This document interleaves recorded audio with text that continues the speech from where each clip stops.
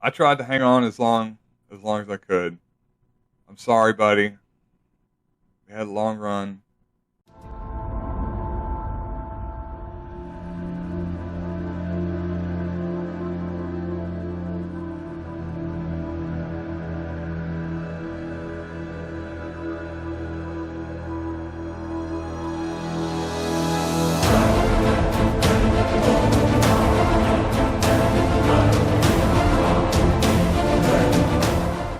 So, Tony, So, James, when are you going to let the people see what's in the box?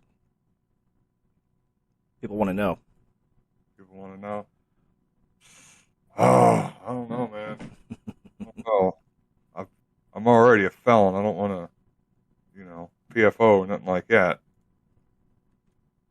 Actually, we ended up having a conversation about how hypocritical it is of us to be worried about our kids doing drugs. And Leslie, in particular, she was worried about the fentanyl. Like everything. There are a lot of scare stories about it. Whether or not they're putting it in everything or not. It's certainly it's out there, and it's there's fake pills. It's in cocaine. It's in all this stuff. And yeah, so we were having a conversation. And I was like, I don't. Both of our kids are teenagers. Her oldest is a teenager. I'm like, I don't want my daughter doing drugs, but it is kind of one of those things that you're going to do. And it's almost like a rite of passage to go out and get fucked up and do stupid shit. And you got to be a lot more careful now than, 15, 20 years ago. Get some pills that some kid brought in that he jacked from his dad. Like, just Lortabs back when we were in high school. And now it could look like a Lortab and it could have a fatal dose of fentanyl in it. I'm sure one of these days we'll take a look at the lawsuit fallout, but we haven't got around to it yet. But yeah, it's pretty crazy what they got away with for all them years, man. Yeah. Yes, it was. They have all these internal documents. They knew what was basically they knew about the epidemic, the entire time. Yeah, of course they did. I did want to talk about this pot bill they're trying to tack onto the NDAA called the Safe Banking Act. This would allow pot vendors to use banks. Finally, they have been using cash forever because federally it's been illegal. But this Safe Banking Act would allow them to use banks. And the progressive senators are saying that they're going to block it because they want more sweeping legislation to legalize, right? So they tacked this onto the National Defense Authorization Act, which is the military spending budget. The Safe Banking Act is backed here by Jackie Rosen, Mark Kelly, Colorado Senators Michael Bennet and John Hickenlooper. And this is a quote from The Intercept here. So far, they have failed to gain the support of leading cannabis advocates who prefer more comprehensive reform, like Majority Leader Chuck Schumer, Finance Committee Chair Ron Wyden, and Senator Cory Booker. Earlier this year, they released draft legislation to fully end the federal prohibition on marijuana and annul federal nonviolent criminal records. Schumer and Booker have already made it clear they want to hold off on the banking measure until Congress passes the more comprehensive reform. Despite the pressure from senators last week to enshrine the Safe Banking Act in the NDAA, Wyden indicated that the trio hasn't shifted from that position. We're going to keep talking, but Senator Schumer, Booker, and I have agreed that we'll stay this course. I don't see it happening. I don't think they'll block this. There's too much money behind it. Like, the pot industry is pretty big, Yeah. What do you think? Should they block it? You think they should block it? No. Try to get more sweeping legislation? They're not going to. I think this seems like just grandstanding. This is something that needs to happen. There's a lot of legitimate businesses, there's entire industries in these states that are having to kind of operate on the cusp of the law because it's all cash and it just opens up all these different windows for crime to make the industry look worse. You got large amounts of cash in a building, you bring people around, trying to break in and get it. Just let it go through, man. This is it's just frustrating. Go about it the other way. I don't know. But this is leverage they have, over. Sort of. I mean, is it? They're not going to block they're not going to block the military budget spending bill, you know. Yeah. Over pot. It'll never happen.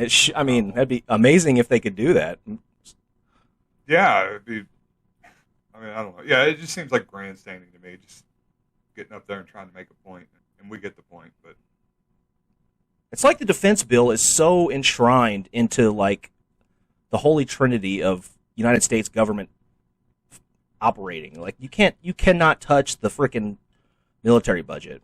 It's so sacred to this country. That'd be the thing, though. That's the one bill that they really have to pass, basically.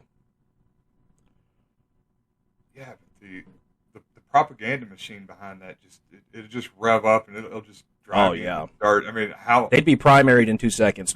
You'll be so un-American, and you'll be supporting the terrorists. This is how the terrorists win. You know, yeah, it's not gonna happen. But Cory Booker wants Al Qaeda to win. Wants Al Qaeda to win. That's what they'd be saying, wouldn't it? And the drug smugglers, the Meanwhile, there's like thousands of people sitting in jail for pot charges. Yeah. Well, keep pushing for that legislation, fellas. I hope it works out. But there was also an event over this past week involving Reddit, our favorite forums. Hackers spammed business receipt printers with anti-work manifestos. This is pretty good. But any printer, basically, receipt printer that was open to the internet got hacked and started spamming anti-work posts. Here, let me share this. It says, "Are you being underpaid? You have a protected legal right to discuss your pay with your coworkers. This should be done on a regular basis to ensure that everyone is being paid fairly. It is illegal for your employer to punish you for doing this. If you learn that you are being paid less than someone else who is doing the same job, you should demand a raise or consider getting fired and finding a better employer. Poverty wages only exist because people are willing to work for them. Learn more, reddit.com/r/antiwork. Pretty good. Love it. There was a bunch of different ones like this. This anti-work subreddit's blown up too. It's huge. I don't know how big it is now, but I have not heard of that one. I'm definitely going to have to subscribe to it, though. It's definitely gained some following since this event too. It's like the perfect time to do stuff. Oh yeah. Too. With the general anti-work, pro-labor movement that's going on right now, everybody's just fed up. I think that's how every one of our generation feels right now. Like, it's just not worth it to work these shit jobs, getting screwed over by our employer. You know, and this grassroots stuff like this is just amazing. We need our manufacturing jobs back. It's such bullshit what they did, dude. And people are starting to sort of realize it, like the newest generation. You know, and they're not going to have it. There's definitely these kids are going to be saddled with such huge freaking tuition costs. They're going to have to pay back. You know, they'll be nice subservient workers. You know. Yeah, I mean that's the game, isn't it? Get you saddled in debt from the get-go, so that you have to take whatever job you can to keep yourself from going under. Just keep you work to it, get you in there, get you nice and subservient. Go out, take a loan out, buy you a car that you can't afford. Now you got to make those payments. You got to keep working. Just deal with it. Well, it'll get better in time. I might get this next raise. I might be able to go to first shift. The whole time, get more wrinkles, more gray in your beard. Life slowly begins to drag you down to the grave. Enough people are starting to realize that these guys can't make the money without us. You know, they need us. Really, it just takes solidarity. That's really all it takes to demand better working conditions. There's a reason the standard of living is higher in the Nordic countries. They have high labor union density, you know. Yeah, I think we went over this. No need for minimum wages in the Nordic countries. Like, workers have more control over the places they work at, and it's I guess not even conceivable to them to pay somebody. I can't talk all the time. Well, their coworkers are not going to vote to pay the new people frickin' under poverty wages, you know.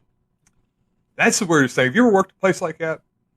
With a union? I don't think I've ever worked in a union facility, no. So yeah, I've worked at a few, but I'm saying I've worked at the places. I've worked at places where you've had a two-tiered pay system. So you'll Yeah. have two guys. You have two guys working on the line. One of them's been there 5 years. One of them's been there 15 years. And under contract, they should be making the same. They're doing the same job. They should be making the same wage. One guy will be getting $35 an hour, and the other one will be getting 16. And like everybody just kind of become okay with it.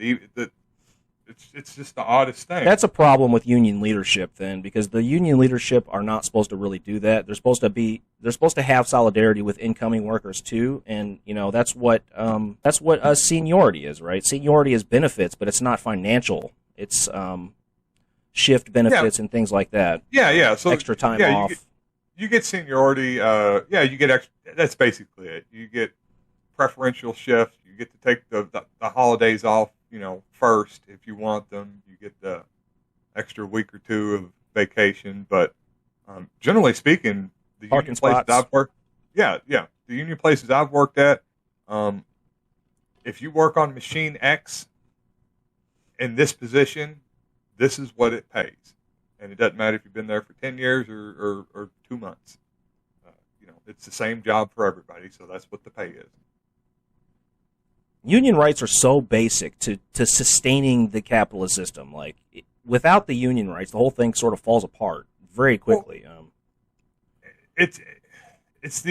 I think a big problem, like where these contracts started coming about, was these free trade agreements that opened up, so that the companies' threats of moving elsewhere started becoming more and more real. Whether they were actually going to do it or not, I guess with each company, it's different. But the threat was real that, hey, we'll just close down shop and move our plant to Mexico, or move our plant here, or outsource to this place. And they scared the stewards and union leadership into going along with these deals to protect the guys that we have now and screw the guys that are coming in. Sure. Well, what you're talking about is the destruction of the unions in this country. That was really the second phase. The first phase was McCarthyism, and the second phase was really neoliberalism, starting with like Nixon, and then really picking up under Reagan. Obviously, Clinton hammered the nail on the coffin. At that point, it was pretty much over. But it's such a monumental effort too. A lot of people are disheartened with the whole labor movement and sort of have given up on it because it's so far gone. And that's why people become radicalized. That's why we have so many tankies running around, right? They want change now. They don't want to work for it. Yeah, well, thankfully, like I said, I don't know, we went over it a little bit, but yeah, the unions have made some real progress. This is actually something that come up in the John Deere strike. They were pushing to get rid of the two-tiered system, the two-tier paid system. I think it had got instituted in the 90s or something. And it seems like they're making some progress towards it, or at least lessening that gap. Sure, the unions that are left, I'm sure, are doing a great job, but it's just there's so few of them. It's like 9% or something like that now. I could talk about this all day, but we do need to move it along here. Okay, yeah. You wanted to talk about Kolinsky's appearance on Vaush. I didn't watch this, but I do have the clips. Hey, this segues almost perfectly, okay? Because there is something, you to me, you're like a bridge to me. You're a bridge between me and a group of people I hate. You're not in that group. You're the bridge. You're closer. It's this group of people, I'm using a very, very broad term here, who portend to promote leftist ideas through exclusive criticism of the Dems, So Glenn Greenwald did this for a time, and now he's basically kind of just a Republican, I guess. Michael Tracy went this road. Tulsi Gabbard has transitioned fully, and now identifies as a Republican. What a world we live in. The gray zone types, I think. I'm using some very broad terms here, I think, but your content's held water for me because you don't fuck around with it. You'll talk about the Republicans, you'll condemn them. Everything is appropriately contextualized with you. But there's this strategy where, because criticizing the Dems is essential from a progressive perspective, you need to, where if you exclusively do that, you can produce like a left-leaning affect while moving people to the right by never showing them, well, okay, we criticize the Dems mostly, but there is something worse. There are the Republicans. Do you, and this goes into so many things, I mean, like Assad and the Syria stuff and a lot of foreign policy business, do you feel it's important to always make sure that your audience is being led down the right political path, or only to report on what you feel is meaningful or interesting? Like, do you think that, like... Yeah, so, I don't know, I felt like this really ties into quite a bit, kind of some recurring themes that you and I have butted heads over, and I guess ties into what we're going to talk about tonight, too. Just the idea that I feel like I get the sense from you that there's some skepticism from you when you have someone who purports to be on the left that almost solely attacks other leftists or left-wing media or left-wing figures. There's some skepticism, I think, from you, and I hear from other people that they are on the left if all they're doing is attacking their own, or if and gaining a right-wing following from attacking the left from the left. Well, I think you have to do more. You can't just say I'm left and then all you do is talk right-wing talking points. Yeah. It seems like a clear attempt to just steal followers from the left, and then, in Jimmy Dore's case, talk a bunch of vaccine conspiracy crap. Like, it's the same stuff that Fox News talks about. Who was it? Didn't somebody call Tucker Carlson, try to say Tucker Carlson was a socialist? Who was that? I don't know. Is that Jimmy Dore? Who was that? Glenn Greenwald? I think it was Glenn Greenwald. It was one of these guys. And the Assad stuff, yeah, that is so far. These guys are idiots, dude. A leftist can't support the policies of Assad. They just can't, just ideologically. Okay, well, yeah, I'm not talking about Assad in particular. I really don't know much about that whole thing, so hesitant to get in there. But I'm just generally speaking, I don't know. I think are any of these guys leftists in your mind? Like, for example, let's say Jimmy Dore, Aaron Mate, Glenn Greenwald. I mean, who's the other one? I definitely Matt Taibbi. Matt Taibbi for sure. I don't. I went back and listened to some of his other podcasts. I mean, he basically covers the same stuff we cover. I mean, almost across the board. Foreign policy, kind of funny stuff. Recently? Within the past couple months. Okay. He was talking about like Haiti, Venezuela. He doesn't go into it very much, but then he kind of lands on a domestic subject that he'll talk about kind of for the last half of the podcast. But Jimmy Dore, I mean, Jimmy Dore's a joke, first off, but that doesn't mean he's a right wing joke. I mean, the policies that he advocates for, I would say, are generally leftist policies. Whether he's goofy on the vaccine shit and has a right wing following, I'm not sure why that's relevant to the fact that he wants Medicare for all, and he wants drugs to be legalized, and he supports gay trans equality, and wants to tax billionaires more, wants to put more more environmental restrictions on corporations. I mean, what else is there? Well, the problem is he says all that, but then he backs policies that would basically move the country to the right. He was pushing the whole don't vote for Democrats thing, right? Let Trump win. That way we'll teach him. That way we'll teach him. Yeah, we'll fuck this country up even worse. I mean, that could just be a stupid idea. I mean, it doesn't have to be him actively working for the right. It probably is a stupid idea. Jimmy Dore's not a smart man. I would never say otherwise. But how do you justify the Tucker Carlson appearances, though?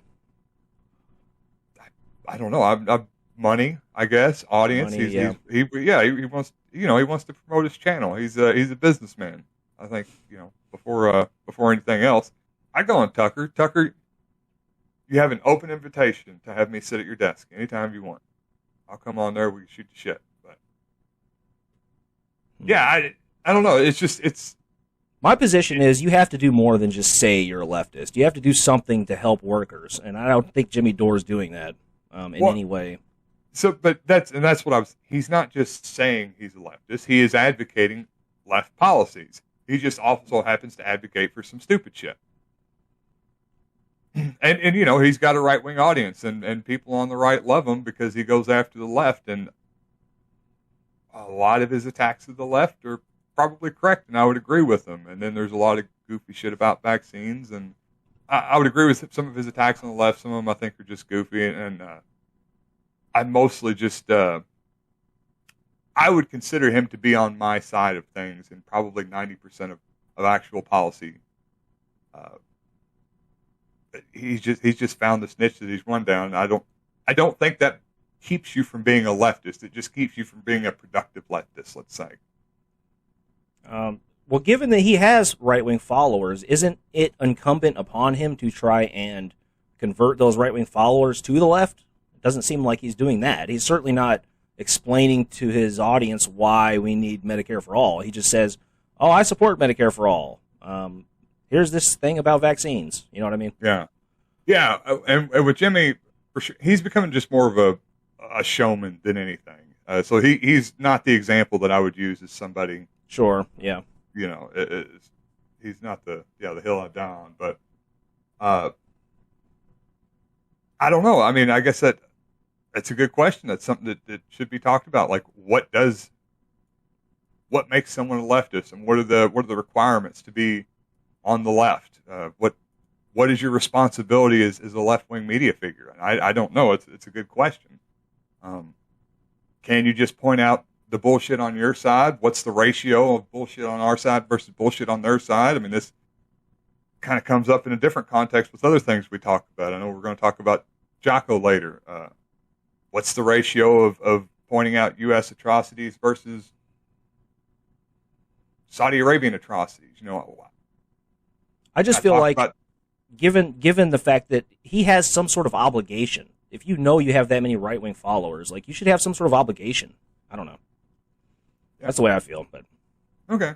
To be fair on that front, but I also have things in context enough where, yes, maybe in the past I wouldn't have viewed it this way. Like, I would think if I'm beating up on the Democrats from the left, even 100% of the time, if it's from the left, what's the problem? Well, the problem is the way others can interpret that.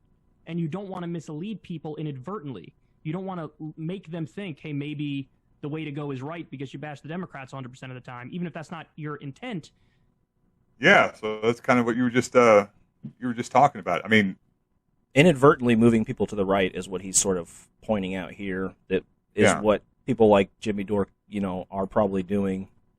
Which I think Jimmy Dore just wants clicks. You know, he's just going down whatever rabbit hole gets the most clicks and the most views. Yeah. Basically, what I would argue Joe Rogan's probably doing at this point as well. But yeah, most likely. You had Sargon of Akkad versus Matt Taibbi here. Sargon of Akkad has always been right, hasn't he? I don't know. So Sargon of Akkad, he definitely started off on the left. Or I would consider him to be on the left. He would advocate for a lot of the same leftist policies that I would advocate to, and he kind of went down like a social justice, you know, hating on the social justice aspect of the left, and it kind of gradually turned to right. But yeah, and then they later on in the interview they talk about the Chomsky rule. Or Chomsky basically says that you know, when pointing out why he talks more about U.S. based issues, problems, atrocities versus atrocities committed by China, and he says that, you know, we have a lot more control and a lot more sway over what happens in the U.S. So it's just, I guess it's incumbent upon anybody to put their voice where it's going to matter the most in their own country, if they have any say in their own country. You know, obviously here in the U.S. we do have some control over policy, but it's not just control. Chomsky talks about responsibility. Like, we have a responsibility to do what we can to influence our own foreign policy as much as possible. You know, we don't have that much responsibility over China's foreign policy. Mm-hmm. It's not really shit we can do about it. You know. Yeah. It's a bitch about it online, which we already do. Yeah. So unless you're in the gray zone. Chomsky out there telling people to get their room in order. there's like a moral responsibility to do as much as you can to improve society, to improve the lives of at least, our children. There's a way we can do that. All these people who don't want to vote piss me off so fucking bad. It's like, it's so simple and it's so easy and it takes 2 seconds. Take your ass up there and vote. You're not doing anything positive by not voting.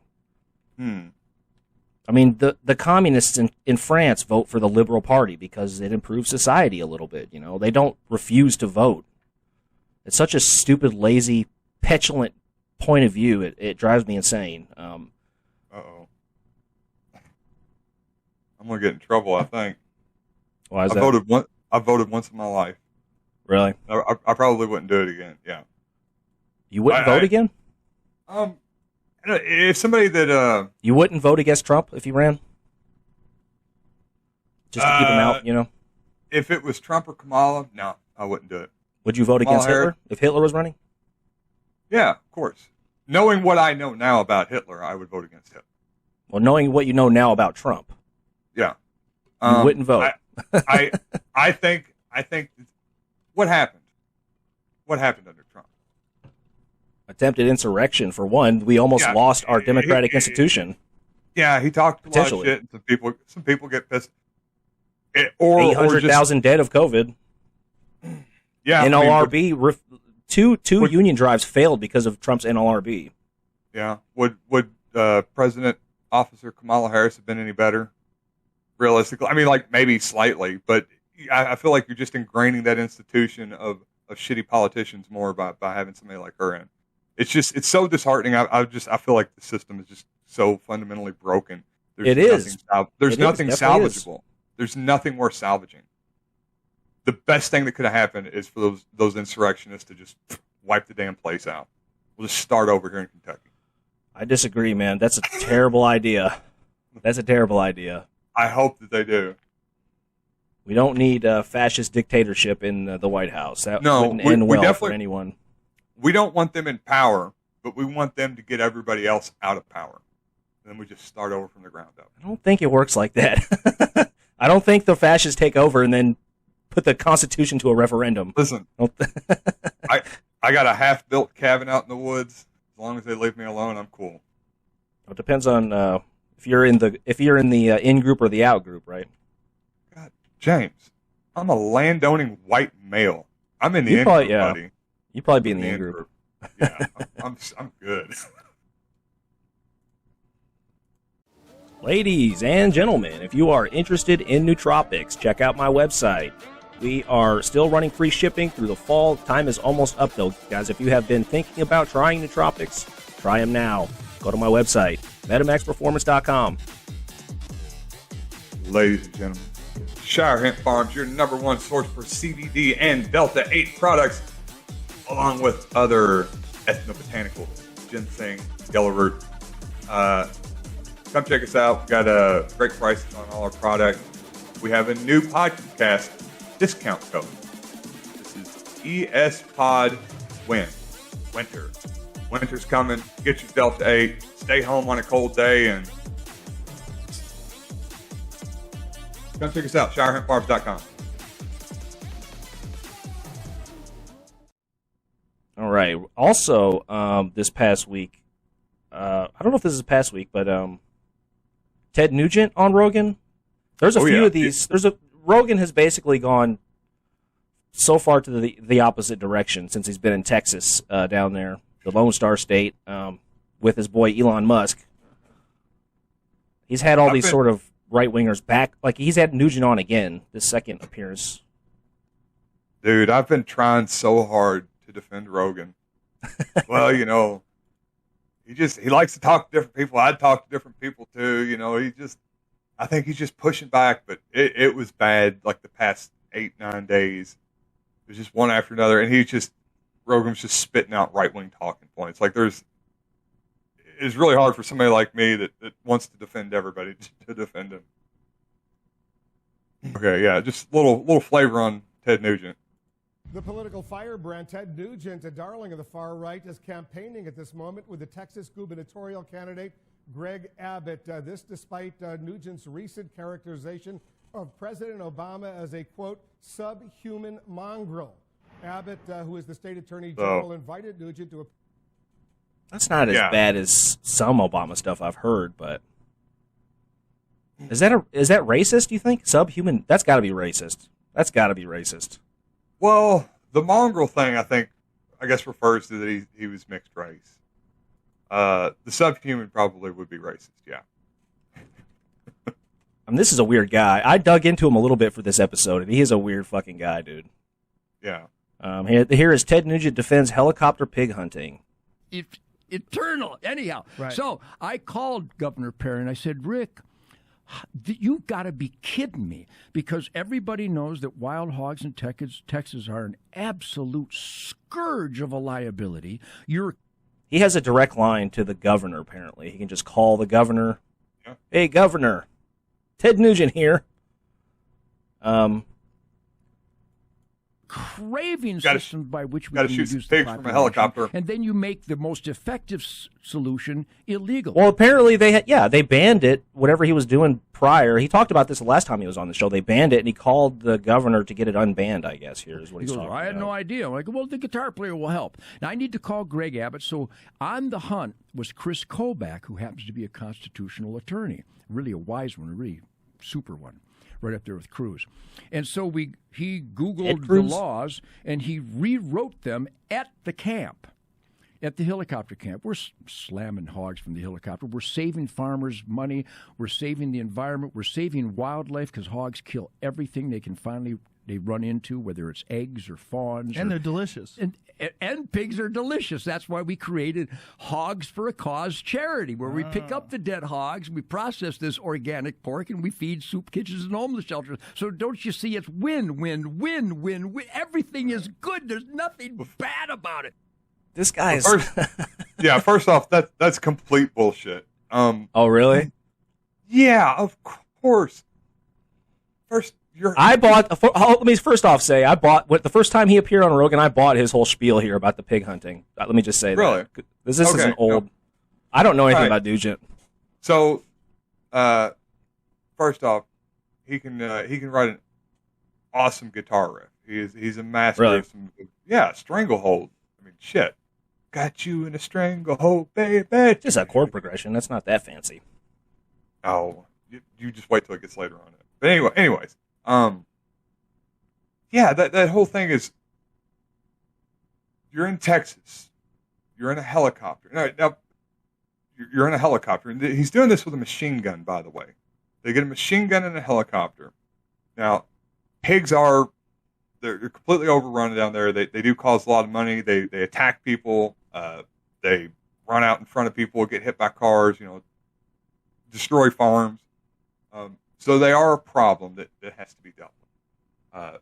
The idea that you're going to shoot them from a helicopter and that's going to be salvageable meat is just absolutely insane. Like, you're not getting good, clean kill shots. When you're hunting, it's kind of hunting ethics 101 that you want to make sure you have a nice, clean kill shot.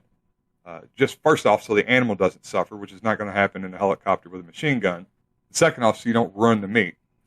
Then you have to imagine you have all these dead pigs somewhere. What do you mean ruin the meat? Like, if you hit the liver or something, like the bladder or something, does it ruin the meat? Or what's something like that? Am I close? All right, you want to hit like right here, right the heart and lungs, yeah. The heart and lungs. If you go too far forward, you're going to go through the shoulder. You're ruining a lot of the shoulder meat. If a bullet blows through it, it's not really edible. It just gets full of blood. It tastes horrible. There's still some meat on the animal, though. There's definitely meat still on there, but you're ruining a lot of it. If you go in the back and you pierce the bowels or the bladder or anything like that, then that can ruin a lot of meat. Sure. I had a deer I shot one time, and it was just a bad shot. And I kind of shot it quartering in like this instead of broadside, and it went in, blew through the bowels, come out like the back leg, and it sucked all that shit through the bullet hole, and there was like shit that had got pulled through the leg and was coming out, and it was. I mean, I still was able to salvage some, but it's a mess. But you should have used a machine gun, Tony. Yeah, so then you're going to have guys go out there in trucks, because these pigs that are riddled with bullet holes, some of them probably still aren't dead. A lot of them are probably still alive, and they're going to go out there and you have to salvage this pig meat, within an hour? So you're in Texas, man. You got a dead pig laying in a field in Texas.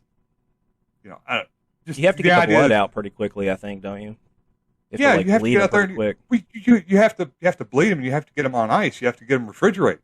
It's freaking hot. It's 80 degrees. You know, you don't want to have them laying out there more than like an hour or two. His charity, he said, is paying to process all these pigs. That's a lot of money to process the meat. But you sound skeptical of the whole thing. I'd be surprised if he killed 50 pigs, if he had 50 pounds of meat to show for it. That's what I'm getting. It's just it says here, wasteful. It's cruelty for the sake of cruelty. Of the 4 to 5 million feral hogs in the United States, an estimated 2.6 million call Texas home. Feral hogs can be found in 99% of Texas counties and cause an estimated $52 million in damages to Texas agriculture. Yeah. I mean, it's a legit problem. I don't think that's a legit solution. And I don't think Ted Nugent blasting him out of the sky with a machine gun is probably the best way to conserve the environment. No, and the biggest gripe, if the hogs need to be called, and they do need to be called, just do it ethically. Don't be blasting them. That's literally the cruelest way you could do it. Those hogs are going to be down there suffering because you're not getting clean shots on them. For sure, dude. It's disgusting. That's not the way you're supposed to hunt. Yeah, that's hunting rule number 1. Don't make the animal suffer. Don't take a bad shot. Don't take a bad shot. Don't do what I did. And how long before Ted Nugent blasts some fucking 4-year-old away? I mean, this guy's obviously not all there. There's a reason they call him the Motor City Madman. So, just saying. I don't know. I hear him talk about the gun safety and the hunting culture stuff, and I get on board with all that. Promotes responsible gun use. I don't know if hunting from a helicopter with a machine gun is just I'm sure there's a group of people, like scientists and shit, who are working on this problem, I imagine. And I don't think Nugent isn't cooperating with them. Look, man, it does sound like fun, but it is definitely messed up. Oh, my question is, wouldn't it be better to have wild hogs running around that we could hunt instead of freaking domesticated hogs in the little boxes like we keep them? We looked at the factory farming of hogs. It's horrific. And hogs are smart animals. Wouldn't it be better to have them running around and hunt them every year like a hog season? And I know they're destructive, but to the crops and shit. We do. I mean, that's how he's able to go out there and do it. Hog hunting's not illegal. It's hunting from a helicopter with a machine gun that's illegal. Yeah. But yeah, I mean that's really what they should do. They just can't hunt them fast enough, I guess. Huh? Is that the idea? Yeah. They reproduce really quick. And they have huge litters, and apparently they can have like 2 litters a year. They become sexually active after like a year or something. So they just, But no, hey, just make the ticket, a hog ticket, like $10, so anybody can afford it. Unlimited bag on hogs, and just have people go down there to have at them. Well, you could incentivize it, pay people to bring them in, Yeah. And then the government could process the meat and give it to the homeless shelters and shit. Yeah, that's not going to happen. Well, no, that would take people to care about others. This guy has quite. There was these allegations of draft dodging and adopting his girlfriend that they talked about. This was in 2018, the first appearance of Nugent. Let's make it perfectly clear: I did not avoid the draft. I did nothing. Oh, let's go to that. I am not kill that music real quick. Because that was an old school story of an interview, supposedly, that you shit all over yourself in and high took times. crystal meth. And by the way, Joe, you know me pretty well in the last 3 hours. If I had shit on myself to get out of the draft, do you think for a minute I would deny it? No. I would have a riot with it. It was a story. What was that about? I went in and got my draft physical. And by the way, when I went in 1969, I was Superman. I literally would hurdle Volkswagen bugs. I was all muscle and sinew. I was Superman. I was the most athletic, running, jumping gazelle. I was the best. I was really good. Yes. Could jump really high. I was a Superman gazelle. Known to man. And I went in No for my man I didn't know anything ever. about Vietnam. I didn't know anything about war. My dad was a war hero, but nobody talked about it. I never heard of Dad was a Bataan war Death hero? March. I graduated from It's the American 1969. Education His dad's System, a so I war knew hero, nothing. but he doesn't know anything about what's And going on. There was all in protests Vietnam. around me, but I wasn't really tuned into the protests. There was a lot of protests. because I He was didn't making know. music every day. I mean, just obsessed with the Amboy Dukes. Anyway, Certainly he nobody goes. in the music scene would be concerned with what's going on in the war. I mean, it's not like they were writing war songs or anything like that in 1969. He's so full of shit. He had this interview. He admitted to like dodging the draft or whatever in his High Times interview, and he denied it later. Basically, he was saying that he was joking with the interviewer or whatever. Yeah, well, and with those hog hunts and with a lot of the stuff that he does, he's real big into like taking veterans out hunting with them. He's got like ranches all over the country, and He feels guilty. He works for all these different programs, and yeah, so it would be kind of antithetical to the image that he's crafted of himself as Right. To be now. Obviously, nobody knows but Ted, whether he shit himself, and the fact is, either he was lying then about shitting himself, or he's lying now about lying about shitting himself. The guy, he's just, I wouldn't put it past him, and it just, I don't know. It seems like it's very against the character he's cultivated for himself now. Well, he got a 4F deferment, so he says, right? But well, he had two. So I looked this up last night. He had two. He got one for being in community college. Well, he dropped out, and then he got a medical deferment, a 4F. But which is in this interview here, he said he was in great shape, and he got a medical deferment somehow. So and let's the see. conclusion that he faked some sort of illness or mental disability, like shitting yourself, for example. Yeah, so I looked it up. 4F was a particular designation for unfit for military service in general, and it was generally only given to people with like severe physical or mental health conditions. So my point it does line up, and for him being as healthy as he says he is, it just seems. Right. It seems. It doesn't seem to me like he is the type of person that would lie about dodging the draft, because that's his claim here. He's saying that he lied to the High Times reporter about being a draft dodger. I don't think he would do that. He's too full of his own self, I think he's just lying here. I think he did dodge the draft like most of these fucks did back then. Yeah, that's the I don't know, it's hard to say, but that's the read I got. He's just lying now because he has the image that he's trying to maintain of Ted Nugent America and support the troops. And there was also this allegation that he adopted his girlfriend. There's no record of it, but it is a fact that he was with this 17-year-old when he was 30 in Hawaii. I mean, I don't know. Apparently, nothing illegal happened. It's legal, but yeah, I don't know. When did it stop being okay to have that kind of age gap in relationship? So, I know gap, or is it because she's 17? If he was 18 and she was 17, there wouldn't be an issue, I guess. Yeah. So does that 1 year? So it is the gap, I guess. So if she was 17, if she was 18 and he was 30, that's fine. No, that's not fine. Okay, it's still a huge. That's 12 years. So my ex's grandparents, they met when her grandmother was 13 and her grandfather was like 22. But this is perfectly normal. She'd had 5 kids by the time she was supposed to have graduated high school. By the time she was 18. Yeah. And, that's unusual for back then, though, somewhat. I think it was maybe slight. It wasn't that unusual, I don't think. Sure. Yeah, I don't know. It's a good question. Like, when did that... I say the same thing with my grandparents. There wasn't the same gap, and my grandma was a little bit older. She wasn't 13.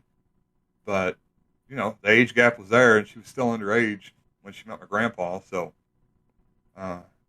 obviously, things have changed at some point, but I don't know. Maybe they were still, maybe that's what Ted was doing. He was just, he's an American. He believes in traditional values, and he was just hanging on to those traditional American values of banging teenagers.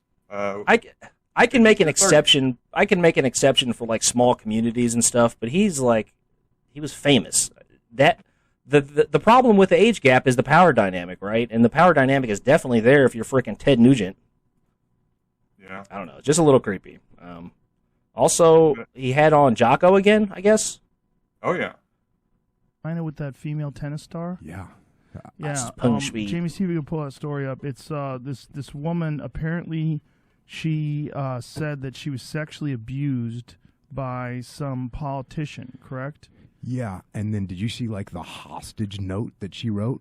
No, I did not. Oh, so she wrote a note that says, "Hello world, I am fine, everything is okay. If you want to print anything else about me, please run it through me. Everything is okay. I am fine." I mean, I'm paraphrasing, but super weird. Super weird. The kind of thing that you write when someone's holding a gun to your head. And it was just a note. It wasn't a video. It was. Yeah, it's a note. It's a document. An electronic document. So I don't know if you followed this story at all when it was happening, the Peng Shui thing. No, actually, I'd heard the name and heard what the allegation was, and I basically, what I know about it, I learned from this podcast. So. Oh, okay. Well, this must have been released right before, but she did sort of come out of internment wherever she was being held by the Chinese Secret Service or whatever. They didn't kill her. She's back out and about. So, but this must have been right before that, because there was this fake post on Facebook she made or whatever. I don't know if it wasn't Facebook. It was like the Chinese version or whatever social media company they use. But yeah, it's definitely weird. It's definitely, I mean, China definitely does human rights abuses just like most countries do. It's just weird that these guys focus in on this one human rights abuse because it's China. It's a little hypocritical, obviously. It's sort of the opposite of the Chomsky policy, right? Focus on yourself and the things you can affect. I mean, what the fuck are they? They want to affect Chinese policy. They want to do it by invading China, I assume, or dropping nukes. Yeah, I don't know if that's Jocko's stance, but I don't know. Stuff like this. I mean, people having a conversation, just kind of talking about things that come up. Sure. I've listened to Jocko. Jocko is kind of Johnny America, down the line. He's a conservative guy. He supports most U.S. interventions. He'll kind of throw a bone every once in a while to the fuck-ups that the military makes. But, yeah, I don't know. He's not somebody I go to for policy. Do you think it's damaging to sort of focus in on China this way to sort of create this war atmosphere, beating the drums of war, as it were? I mean, I know this is independent media. This isn't like CNN or whatever, but still a big platform. Yeah, I mean, it is, but I don't know. It's just I don't buy into the idea that they have a certain responsibility. Is if he is not speaking as somebody on the left or as a proponent of leftist policies, and I don't think he has any obligation to focus on one thing or another or convert listeners to this policy or that. This is just purely entertainment, and this is something that's in the news, and it's an interesting story, and I kind of just leave those things as they are and just put it into that box. If this is entertainment, it's interesting. That's a fair point, I guess. They're sort of just shooting the shit over a news item, but I wanted to draw a parallel here. The parallel I had drawn was Brett Kavanaugh, but I think the better one was probably Monica Lewinsky, right? Monica Lewinsky came out as being sexually abused by Clinton, and she was dogpiled by the media, including the liberal media. I'll go Jimmy Dore here for a second. They were making fun of her. They would, Saturday Night Live was doing jokes about the dress and all this type of stuff. She received a lot of negative publicity for coming out about sexual abuse. And it's sort of the same thing that happened with Peng Shui here, except, she's probably roughed up by the CPC behind the scenes a little more little more secretive about it over there, I guess you could say. But a similar situation. Yeah, and well, I don't know, just kind of what's a lot more scary about that too is that most likely it was orchestrated from on top. You know, you had this giant, well-organized machine in the Chinese Communist Party that is making sure that these things are taken care of and making sure that people are getting the point. Where in the U.S., it's, maybe you have some orchestration. You know, I think the Clinton organization and CNN, MSNBC, they certainly work together, but it's not the same level. There's not the same level of threat there that there would be in a place like China. Mostly it's just dogpiling and chasing a story and making it as salacious as possible. That's a good point. I guess the threat level's higher to her personal safety. For sure, I could agree with that.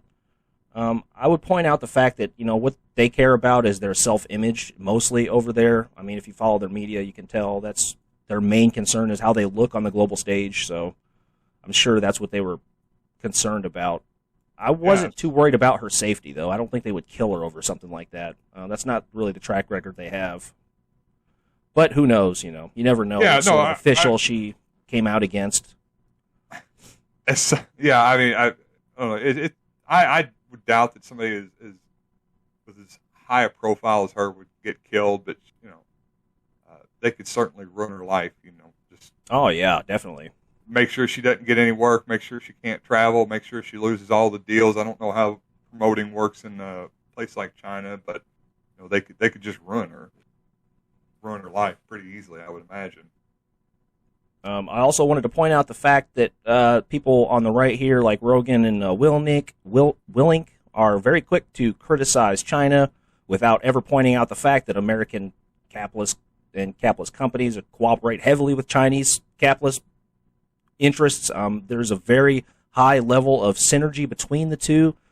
I mean, that's what stocks all of our Walmarts and Amazon. It's all Chinese shit. There's massive cross-purpose interests between the United States and China. They're very heavily linked at this point, their economies, I mean.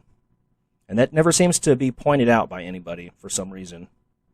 Well, they actually talk about, I guess not necessarily the linking of our economies. Well, I guess it would be the linking of it, but they talk about the over-reliance that we have on Chinese manufactured products. And that is not the right way to frame it. We aren't overly reliant. We moved all the jobs there because of our policy.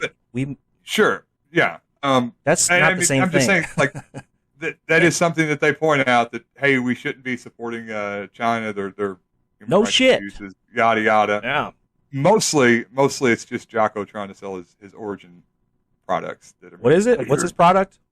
Origin. What is it? Origin. Yeah, it's just Origin. I'm trying to do my Jocko impression. Origin geese, Origin gear, Origin boots, right here, made in the U.S. Yeah, he's got a bunch of clothes. Merch? Yeah.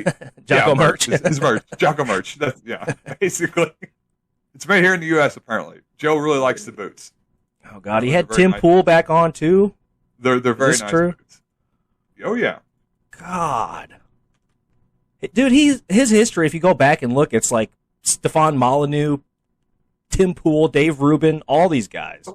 And this was the point. This is like where I had started off with the Kolinsky Vaush thing. And in the past, Joe would talk with these people, and he'd have Stefan Molyneux come on, and he'd have Tim Pool, and he would push back against some of the talk. He wouldn't repeat right-wing talking points, and he would push back against some things, and then they would have conversations about other stuff where they just shoot the shit. And it was interesting to me. I want to hear what these guys think. I want to hear why they have the ideas that they have and what brought them to that point and how they think these things are going to work. So it was interesting. It's not interesting anymore. Over this past week, listening to these three podcasts, it was just Joe agreeing with stuff across the board and just repeating these weird right-wing talking points that come right out of the mouth of Sean Hannity. And it was, I don't know, it was just disheartening. I think you're right. Yeah, I was always happy to have right-wing guest on. Hear Ted Nugent. I want to hear Ted. He sounds like a crazy dude. Sounds super interesting. I want to hear him say some crazy shit, but call him on his bullshit a little bit, and don't repeat shit you heard from Sean Hannity like it's the truth. That was the thing about the Rogan. The Joe Rogan experience was so good because he was sort of the everyman, right? He was the middle of the road, sort of just regular guy. He didn't have a political position, and he was sort of, that was his point of view, and that was what was interesting about the show. Yeah, that's what made it great, and it's just not that anymore. What was it? I was trying to remember. There was something he was talking about with it was with Tim Pool, and they were talking about mail-in voting. And Joe starts going on about all this voter fraud, about how he's talked to some experts that keep telling him that mail-in voting is the most. It's like Mike Lindell. It's the weak link in the system, and that's how they're going to attack. And he's not asking like, hey, is this this is what I'm hearing. This is what's out there in the news. This is what people are talking about. He's saying this stuff like, yeah, this is true, and this is something we should all be concerned about. And so you're saying there's no voter fraud? Like, no, nobody's saying there's no voter fraud, Joe. And fuck, man, you know this. You know that nobody says there's no voter fraud. But I think, he had Crystal and Sagar on, and I think he's sort of went down that road of like this right-wing populism, this Sagar and Jetty, frickin' Tucker Carlson nonsense. Okay, this is Joe Rogan talks Kyle Rittenhouse with Tim Pool. Is that people are framing this as a race thing from the beginning. Well, and then many people are realizing now, because they're paying attention to the trial, that he actually shot white people. Yeah. Like, there's many people that thought that this Kyle Rittenhouse kid had shot black protesters, when in fact it was white Antifa rioters. And then if you look at their record, they were all criminals. Like, the people he shot. They were? Okay, first of all, what he's talking about was like a very early... There was one story that was retracted that had misstated that the victims were black. But that was like one story that got retracted immediately. This is a sort of Hannity talking point. You're exactly right. So this is why I'm so adamant about, I guess, getting our house in order and attacking left-wing media. Initially, this is what I thought, that he went there and shot a bunch of black people. The idea that they retracted the story after, and I don't know if it was just one story, maybe I just happened to catch that one story, but it seemed... The right-wing media circulated it for years. That was the thing. It was, you know what I mean? Nobody else is talking about it. I know I don't listen to right-wing media, generally. I listen to kind of the, crystal ball. I listen to Kyle Kolinsky. I catch stuff here and there from other people, but I was probably like CNN. I might have caught it sitting in a waiting room when it first happened, or seen it on my Google News feed from like Yahoo News. And that's initially what my understanding was, that he went there and he'd shot some black people. And it was a couple weeks afterwards that I found out that that's not what happened. And the kind of mainstream media reporting around all these issues is just so bad in general. I mean, something like we kept bringing up about him crossing state lines as if that was important, and then you realize, like, oh, he's got family there, and they're bringing up all these things because they're framing these issues with a certain narrative in mind. Sure. And yeah, well, I mean, it's corporate media. What do you expect? They're trying to get clicks, man. Yeah. They suck. We all know they suck. I mean. Sure, yeah, they do. We've been saying they suck. Chomsky was saying they suck in the 60s. He wrote Manufacturing Consent way back then, Yeah. There's a second point here. Let him get to the second one. That's a tough point. Joseph Rosenbaum, and I don't know how graphic you want to get, because do you know this guy's history? The first guy who attacked Kyle who died, do you know his history? Yes, I do. But go ahead, good graphic. He anally raped children. I believe.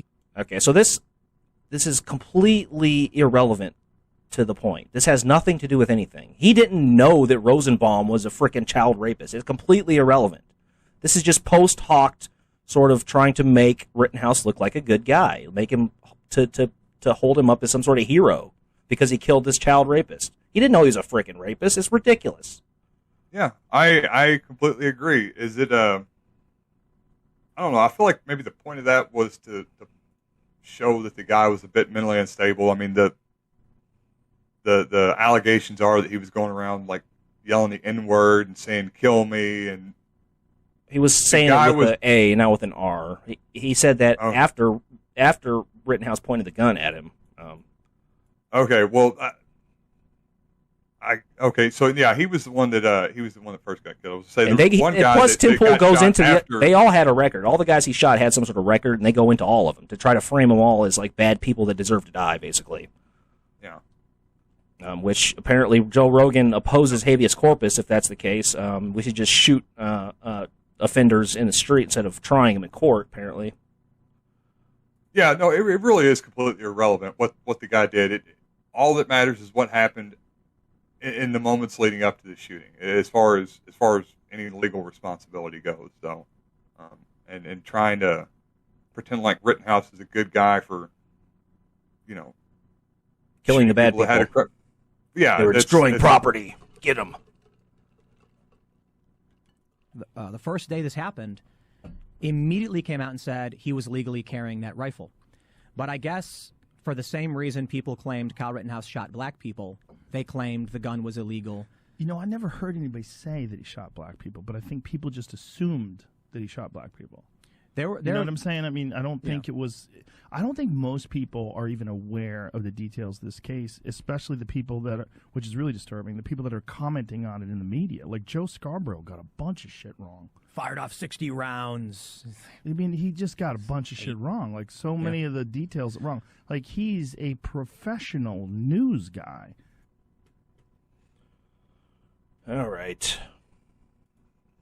Bro Rogan.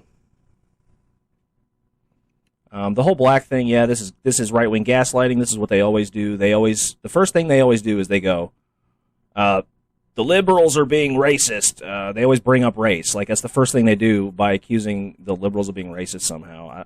It's very common tactic at this point. It's almost expected. Hang on, is that gaslighting? Because it was liberal outlets that were, or maybe like mainstream liberal outlets that were CNN. I don't know. I'll have to go back and look. But Google it. Yeah, I think right-wing outlets were pointing out that left-wing outlets were doing were framing what happened in such an odd way, pointing out certain facts about the gun being illegal or being taken over state lines or. Well, it was only legal because it was a certain size. If it was a pistol, it would have been illegal. Yeah. Yeah, but it wasn't. It was a rifle. I don't know if I was call it a rifle. It's an assault rifle, right? AR. No, it's definitely not an assault rifle. It's a rifle. It is an assault-style rifle. An assault rifle has 3-shot bursts or fully auto. Is that what makes it an assault rifle? Yeah. It's a semi-auto rifle. Is a semi-auto rifle. They're all the same. ARs look scary. They have all sorts of cool-looking attachments to them, but they're no different than just a semi-automatic hunting rifle. I don't see anything about a story or a retracted story. There was one neighbor of Kyle Rittenhouse who said in a conversation that he thought they were black, the guys he shot. I don't know. I don't know where this story came from, to be honest with you. But. Yeah, I don't either. I probably shouldn't talk more about it without knowing specifically. I feel like Don Lemon and Anderson Cooper were framing the narrative in a very dishonest way, referring to him as being a shooter and them as victims. And you don't think they were victims? Maybe, not if they attacked him. No. I mean, just what if he instigated speaking. It? He could still instigate it. They just didn't have solid evidence of provocation. He provoked them. It just wasn't solid evidence. He provoked him, for one, by being there with a freaking assault rifle, let alone aiming his gun at people that were destroying property. I mean, with the aiming the gun thing, I don't know. I mean, we'll leave that aside. Let's just talk about him going there. Him going there to defend property with the rifle. I mean, we've talked about this a million times, I know, but he has some culpability here. Is the self-defense law defunct? Should we get rid of it? Is it bullshit? Should you be able to go to... I had an analogy here. If a black guy carries a rifle to a KKK rally to start shit and kills 2 people, quote, in self-defense, I mean, is that really self-defense? If everything happened the exact same way and the roles were completely reversed, yeah, I mean, the black guy should get away with it if he was attacked. If the narrative that convinced those 12 jurors that Kyle Rittenhouse was not instigating and had been attacked, if the roles are reversed and it's a black guy at a Klan rally, yeah, of course he should get off. Now, whether he would or not, I don't know. That's an issue with the legal system and the equitable. Well, that's kind of what I'm asking. What should be the standard? Like, for one, we both know that the black guy would be killed by the KKK members because they're violent racists, right? I don't know. He would have been shot and killed. These were BLM protesters. The only reason Rittenhouse wasn't killed is because these are freaking BLM protesters, not Klansmen. I mean, apparently they were pointing guns at him. The one guy admitted it on stand. He pointed. Well, yeah, he did. He was trying. They were trying to disarm Rittenhouse because he was an active shooter. He'd already killed somebody. They were trying to be a hero, is what they were doing, and got shot for it. Yeah. There's actually, I don't know. Have you ever watched Legal Eagle? It's kind of an aside. He does an interesting very little what's that? Very little. Okay. Yeah, he does an interesting breakdown where he basically says that if the opposite occurred and and Rittenhouse had got killed by the other guy most likely could have made the same self-defense claim, that he had right to think that the guy was an active shooter he was trying to protect. And so you're always going to have these issues like this that fall on the line and seem to kind of not sit well with these self-defense laws. I feel like self-defense laws are the most important. It's the most fundamental right that we have. If you don't have the right to defend yourself against somebody that's causing... Right, but if you put yourself in a situation where you're going to have to defend yourself, like Rittenhouse did, shouldn't there be...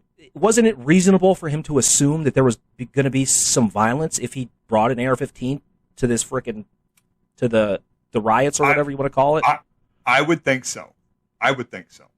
Then he has some culpability. He should be in some shit. Something. I mean, fuck. He killed a person. He killed two people that didn't need to die. He's out there, but if he's out there following the law and someone attacks him, even though he's put himself in a really shitty spot.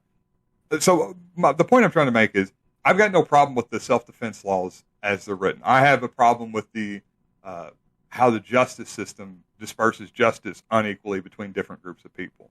And I think that's where my big problem is. Yeah, so you have these issues where, it's... How about open carry?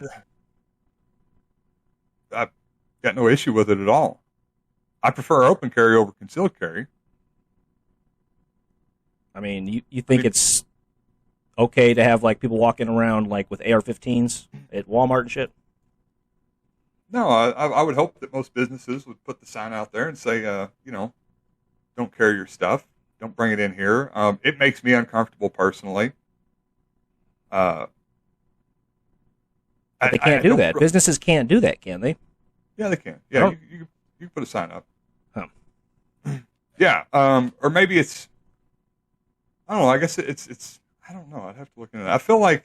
The Second Amendment is protected the way almost nothing else is in this country. Almost. Yeah. No, I'm pretty sure. Yeah, businesses can stop you because they used to be able to carry inside the Radcliffe Walmart, and you can't now. They put signs up said, "Please don't carry." You used to be able to open carry. Now you can still concealed carry in there. But you used to be able to open carry in Radcliffe Walmart, and you can't now. And they have signs up saying, "Please don't bring your gun." I would walk in there sometimes like 2 a.m. There'd be a dude with like an old school cowboy 6-shooter on his hip. I know. I get that all the time out here in the country, man. He's a badass. I'm a badass. I bet he's got a 10-inch dick. So, what do you feel? Do you feel like the self-defense laws are the problem, or do you feel like there's just a problem with the equal application of justice or unequal application of justice? I don't think it's the unequal application of justice necessarily. I think the black guy would get off, but I just think he'd be dead. I think the situation is different. You know what I mean? I think the self-defense law needs to be looked at for sure, because if you reasonably suspect that your appearance there, openly carrying a weapon, is gonna cause violence that wouldn't otherwise happen, then you're responsible. You should be responsible. That's not self-defense. I can't take my freaking gun, go to a group of kids playing basketball, shoot their fucking basketball and then defend myself by killing them all. That's not self-defense. You instigated it by being there and creating a situation where there didn't need to be one. The self-defense laws need to be looked at least situations like this where this kid gets off with killing 2 people shouldn't happen. He knew what he was going there for. He followed the crowd specifically to start shit. The property he was defending had already been defended. The crowd had moved past it. Yeah, I mean, this one specific case, and, you know, like I said, there's a billion pieces of evidence that we aren't privy to. It's hard to litigate. I don't know with this one. I don't know the specific sequence of events. I've heard what you've said, and I take your word for it. But you know, neither. Let's just think about the Klan rally thing, right? What if some Black Panther hardliner is sick of this shit, takes a machine gun, goes to a fucking KKK rally, and starts shit, and just blows everybody away when they attack him? You know what I mean? Yeah. And they say, "Oh, that's self-defense." Would that be self? Yeah, you know what I mean? I don't know that would be self-defense. I don't know that it would. I mean, if by the letter of the law, that would be self-defense. You know, it varies state to state, obviously, but if it was Wisconsin or whatever. I mean, if it was in a public place and he was out there as a counter-protester, or if he was out there just to protect people in case things got weird, and he was not directly agitating the people, you know, your presence being in agitation is not. I don't think that's enough to say, well, he was there trying to start stuff. If just the presence or his appearance or what he's carrying, I don't think that qualifies. Now, if you go there and you start pointing your gun at somebody, and if that's what Rittenhouse did, then he certainly would be culpable of starting the confrontation. But I don't know that he did. Apparently, 12 jurors don't think he did either. So. But yeah, I mean, if the same thing were reversed and it was a black guy doing it, and all the same facts were the same, then yeah, he should get off on self-defense. And you know, whether somebody else shoots him or not, I mean, that's kind of beside the point, and doesn't really have anything to do with how the laws are written. Whether he ends up getting shot by one of the Klansmen, because then the situation's just different. I think you should have to keep your damn guns on your own property. That's what I think. I don't know why you would ever need to take them anywhere. What do you need to take them somewhere for? To hunt, I could see, but what else? What other reason would you need to have a gun anywhere else? You don't take one on vacation? You're traveling? What? No, you can't. You can't take them on the plane. No, not on vacation. Not on the plane. Like if you're driving somewhere, I always do that. If I'm driving for defense, like of your vehicle, like so you don't get carjacked or whatever. I guess. Yeah, you can make an argument. That's still your property. Then that's your car. You can leave it in your car. Yeah, I leave it in the car. I don't carry it with me. But I leave. Yeah, if I'm the rest stops. You stopping at some rest stop to get a couple hours nap, man, there's all sorts of shady people there. I know, but the chance of you dying goes up dramatically if you have a pistol. Like, it raises everything. It raises the threat level of everything to lethal. Like, every situation is now a lethal situation. I don't know, man. Maybe I don't know how. For lesser men, maybe. My inner liberal is screaming at that Nazi Twitter post. Was this one? This is an old Nazi meme. This is an old one from like Stefan Molyneux and people. So I get it. So that's what this is actually. It's not just. No, this is from like Nazi boards. This is libertarian Nazi. So they're doing this on stuff. purpose. It's on purpose made to look like a swastika. Oh, I don't know about that. I don't know. Really? I mean, because it does look like one, right? Like the arrows or the. I guess kind of, yeah. Yeah. When you said that, that's what I was looking at. I was like, I mean, I guess it's kind of looks like a swastika, or I can kind of see the swastika in there, but. Yeah, this is a quote from somebody. Joe's brought it up a bunch of times. Really? This is an old right-wing meme, like a real old one. Yeah, I don't know who it was from. I can't remember for the life of me, but yeah. So. Hard times breed hard men breed soft times breed weak men. The cycle continues. I don't know, there's some truth to that, isn't there? When have we ever had soft times? What is he talking about? Like the 1940s? Were they soft times? Go to Portland, Oregon right now. I would love to go to Portland. Weak, soft bitches don't Yeah, have a right. callus on. Not one of them has a callus on their hand. They're all drinking soy, a bunch of soy boys. I know they need to get their ass back to work, don't they? Yeah, Make some money for the capitalist class. Be productive. Don't sit around and get pale and read books. He's also been, I don't know if you follow his Twitter, but he's been constantly retweeting like James Lindsay, if you know who that is. I don't actually. I've heard. He's been traveling. He's been traveling the country, talking to like school boards and shit, and like state houses, trying to get people to ban race from history, basically. Thank God. He calls it. He says he's trying to ban CRT, but what he's really doing is banning the teaching of race and race relations and sort of the history of. You know how these guys are. Here's a clip for you to indulge. And you're a math professor, correct? Not a sociology professor? I am a PhD in mathematics who's been studying the relevant academic literature full-time, 16 hours a day, most days of the week for the past 3 years. I've been studying the relevant literature 18 hours a day, 7 days a week. That's him right there, James Lindsay. And we can talk about that briefly in a moment, but I want to talk about the bill itself first, as it's modeled after the executive order that President Trump issued in September. And it doesn't even technically ban critical race theory. It certainly doesn't ban the teaching of critical race theory. It certainly doesn't ban diversity or anti-racist or racial sensitivity training, and people should be clear about that. So it's not shutting down the ability to have diversity training or education or to cover these subjects in an academic manner in school. So it should be made clear. On the other hand, it does ban things that are central to the United States. It bans, or central to the opposite of them is central to the United States. It bans racial scapegoating. It bans racial stereotyping. It bans racial discrimination. It bans naming the country or state, in this case, as being intrinsically evil or racist or sexist. It bans the same things for sex and race. Racial scapegoating, sex scapegoating, racial stereotyping, sex stereotyping, and discrimination for both.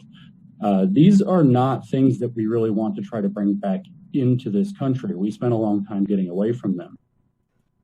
So, yeah. But basically what he's trying to do is ban the idea of systemic racism, which is a well-studied and well-understood thing in sociology. Trying to cancel. He's trying to cancel. He's a cancel culture guy, right? He's a cancel culture. Isn't this cancellation? We're not racist, and don't you say we are. We're going to ban you. It seems like it's kind of a moot issue, right? Like, this stuff's really not being taught to grade school kids. I would say that it's... He's not banning critical race theory. He's banning... he says it right here. He explicitly says it. They're banning teaching systemic racism is exactly what they're doing. They're not allowed to teach it if he passes this shit. They're not allowed to say that there's some sort of structural racism in society, which, like I said, is well studied and well understood. Yeah, I just don't know how much of an issue this even is. How much does this even get brought up in school? Well, if it doesn't get brought up, it can't ever get addressed. That's the whole point. They don't want it to be addressed. They want to keep a certain group of people extremely poor. That's the whole point. Yeah, I don't know about that. It's book burning. It's fucking modern day book burning, is what it is. So I've got no idea bringing up the idea of it, and I think it should be talked about in schools. But I don't know. I think everything should be taught in schools, dude. Everything. No, there should be nothing off limits, dude. It's bullshit. No, I'm right there with you. Nothing should be off limits. It should absolutely be brought up. But I don't know. Are they just bringing it up? Hey, here is an idea that this is systemic racism. This is what systemic racism. The idea is that this exactly. There are institutions that are oppressing certain groups of people, or are they saying, "Hey, this is happening. This is something that people think are happening, or this is something that is happening." And that's he doesn't want it discussed. He doesn't even want to have it discussed. Okay. Well, that would be my only issue is. Are you saying it is happening, or are you saying this is something people say happening? Bring up the idea, talk about the idea. But I don't think they've made their case well enough to go out there and say that this is unequivocally happening, and the U.S. is systemically racist today. It is. It's like I said, it's well understood. It's not really a result of policies that are in place. It's a result of history. Policies historically. I don't know. It's a complicated issue, and when anybody just throws out a term and says this is what the problem is, it's just this simple thing. I just always get skeptical of it because these things are never just that simple thing. Well, that's not what we're saying. We're saying that it is a thing. Like, there is a difference in wealth between blacks and other races. Now, how you want to treat that and what you want to do about that is a completely different issue. But either way, banning talking about it isn't the direction we should go. Sure. No, I agree with you 100% on that. Whether it's right or wrong doesn't even matter, really, for this argument. For sure, yeah. For this argument, whether it's because of systemic racism, whether it doesn't matter, it should absolutely be talked about. I wish we'd went over more stuff like this in school. Yeah, for sure. These are the interesting, thought-provoking conversations that I feel like I missed out on. These are the good debate topics, right? Yeah. For sure, yeah. Also, Rogan. Okay, well, Rogan's been retweeting him a bunch lately. James Lindsay and also Max Blumenthal, who is the president of the Gray Zone, who we've discussed. Aaron Mate and all these type of people. Mm-hmm. Which is mostly what Blumenthal posts on Twitter. Those a bunch of COVID conspiracy crap. So that's what Rogan's been retweeting. So yeah, Rogan has gone down the right-wing rabbit hole, buddy. I hate to tell you. I know you were a Joe bro. I was too at one point. I tried to hang on as long as I could. I'm sorry, buddy. We had a long run, but I should have thrown him into the chipper, huh? Should have thrown him into the chipper. Did we just throw Joe in the chipper? I think we did. Oh man.